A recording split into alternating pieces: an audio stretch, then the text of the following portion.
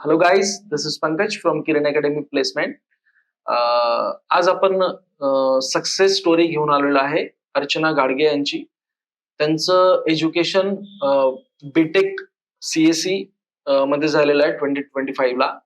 साताऱ्याचं college आहे Yashoda technical campus. खूप छान कॉलेज आहे.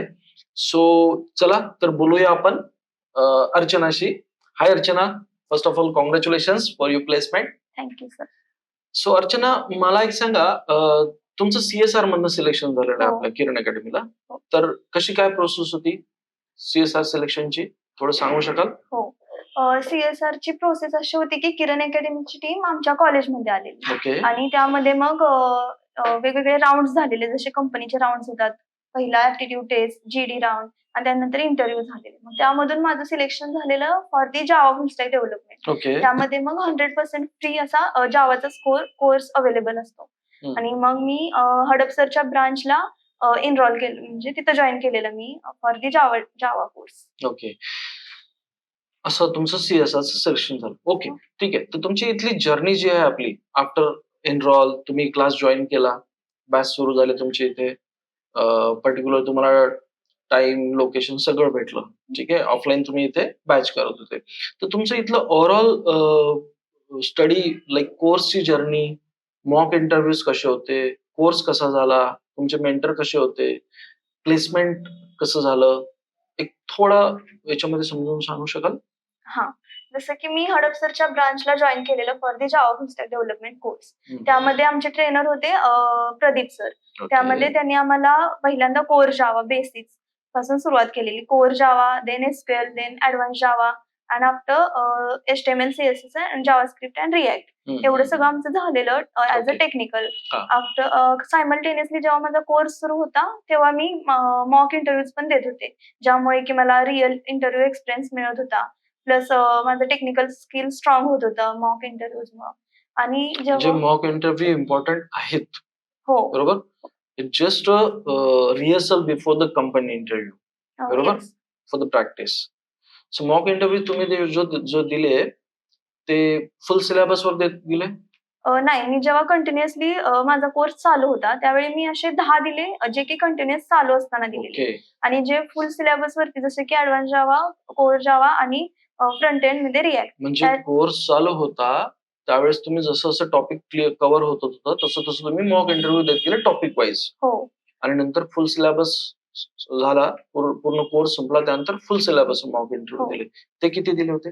मी फुल सिलेबस वरती 7 मॉक इंटरव्ह्यूज 7 मॉक इंटरव्ह्यू. त्यामध्ये बऱ्यापैकी प्रॅक्टिस झाली. हो, पूर्ण सिलेबस वरती प्रॅक्टिस झाली. ओके, ठीक आहे. आणि प्लेसमेंटची जर्नी कशी राहिली आपल्या इथे? हां, माझा कोर्स कंप्लीट झाल्यावरती मग मी प्लेसमेंटसाठी एनरोल करू शकले. बरं. त्यामध्ये भरपूर कंपनीज रोज अपलोड व्हायच्या किरण अकॅडमीच्या पोर्टलवरती. त्यामध्ये मग जिथे माझे स्किल्स मॅच व्हायचे तिथे मी अप्लाय करायचे. मग अप्लाय केल्यानंतर मग पहिल्यांदा रिझ्युमे शॉर्टलिस्टिंग होत होतं आणि त्यानंतर मग किरण अकॅडमी थ्रू इन्फॉर्म होत होतं की तुम्ही ह्या कंपनीसाठी शॉर्टलिस्ट झालेला आहात. बरं. म्हणजे बिफोर कंपनी इंटरव्ह्यू तुम्हाला प्लेसमेंट टीम प्रॉपर तुम्हाला इन्फॉर्म करत होती.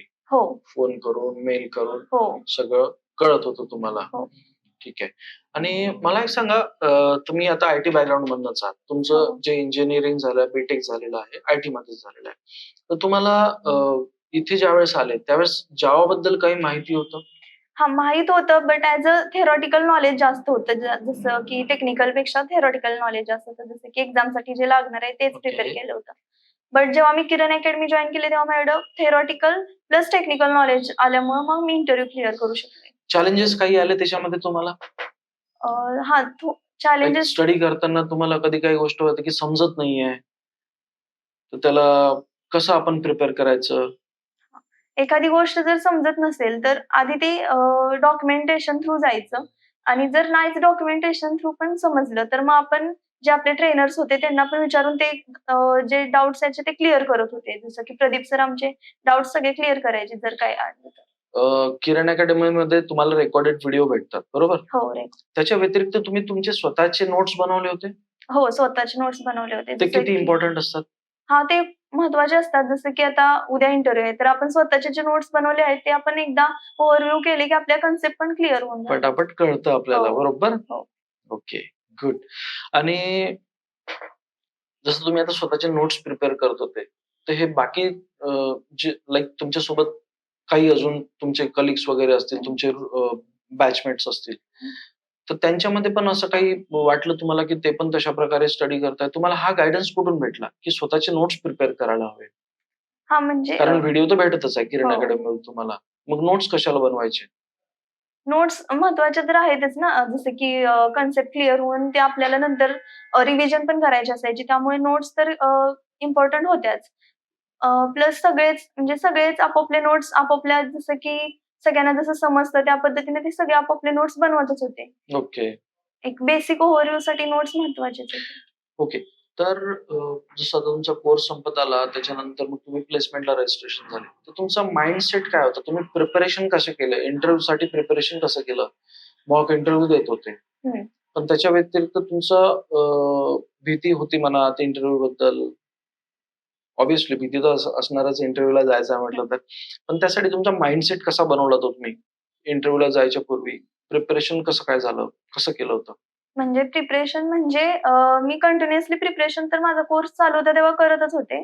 प्लस मी एखाद्या कंपनीमध्ये जर माझं शॉर्टलिस्टिंग झालं आणि तिथे जर माझा इंटरव्ह्यू असेल, तर किरण अकॅडमी थ्रू मला 2 दिवस आधी समजायचे, की अ, 2 दिवसांनी तुमचा तिथे इंटरव्ह्यू आहे.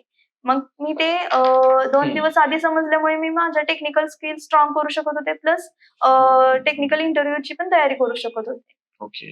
गुड. याच्यामध्ये जसं आपण आता प्रॅक्टिकल इज मोर इम्पोर्टंट और theory is sufficient for the interview? Practical is more important because जर आपल्याकडे टेक्निकल नॉलेज असेल प्रॅक्टिकली, तर आपण थिअरॉटिकल कन्सेप्ट त्यांना एक्सप्लेन करू शकतो, की फॉर एक्झाम्पल आपण घेऊन एखादी गोष्ट सांगू शकतो. जसं बट थिअरॉटिकली एवढं इम्पोर्टंट That नाही. means if your logic is clear, you know about the thing की हे असं करायचं आहे, ते तसं करायचं आहे. So you know about practical it is. So you can explain the things in your own way. Correct? Yes. म्हणजे त्याच्यामध्ये तुम्हाला थिअरी रट्टा मारायची गरज नाही, मग हो. करायची गरज नाही. बरोबर? हो. तो एक खूप मोठा पॉइंट आहे, जो भरपूर लोकांमध्ये मिसिंग असतो. आता कसं असते, लाइक अकॅडमीमध्ये उद्या एक्झाम आहे, आज प्रिपेअर करतो आपण. हो. बरोबर?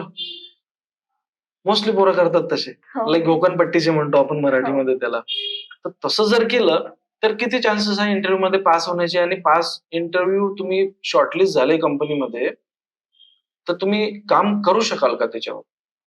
नाही, ॲट द एंड कंपनीमध्ये तुम्हाला किती प्रॅक्टिकली येतं तेच मॅटर करतं ना, की थिअरॉटिकली किती येतं.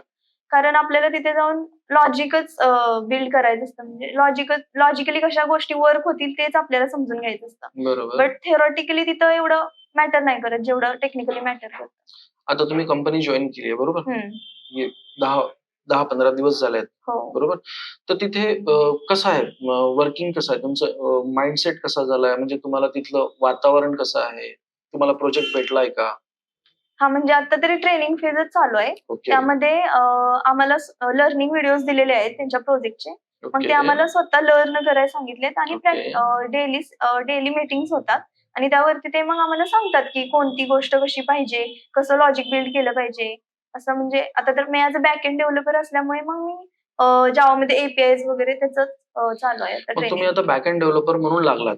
तर हो. तुम्ही स्टडी सुद्धा फक्त बॅक एंड चीच केली होती का? Like core java, advance java, spring boot वगैरे असं? नाही, फक्त बॅक एंडवरती फोकस नव्हता. हं. बॅक एंड प्लस फ्रंट एंडमध्ये रिएक्ट असं माझा फोकस होता. So okay. फुल स्टॅकवरती फोकस असल्यामुळं मी दोन्हीकडे पण अप्लाय करत होते as a full stack developer. Okay. येत्या पुढच्या 5 वर्षात तुम्ही स्वतःला कुठे बघता? येत्या पुढच्या 5 वर्षात माझ्याकडे 5 वर्षाचा एक्सपिरियन्स असल्यामुळे मी स्वतःला ॲज अ सीनियर डेव्हलपर बघते. ओके. गुड.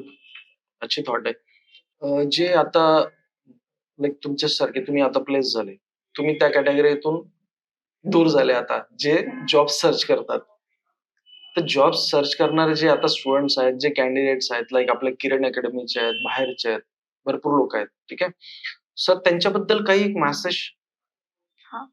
जसं की आता खूप जण जॉब सर्च करतायत, तर आपल्याला करेक्ट गाईडन्स पण मिळालेला गरजेचं आहे आणि प्लस आपण प्रॅक्टिकली पण स्ट्रॉंग असलं पाहिजे for if we searching any job. So practically पण स्ट्रॉंग असलं पाहिजे प्लस आपल्याकडे गाईडन्स पण असला पाहिजे. Okay okay Archana, that's all. Thanks a lot for coming and all the best for your future. Thank you. So guys, ही होती अर्चनाची स्टोरी. ठीक आहे, नेक्स्ट या सीटवर तुम्ही असू शकता. So keep studying, keep growing. Thank you.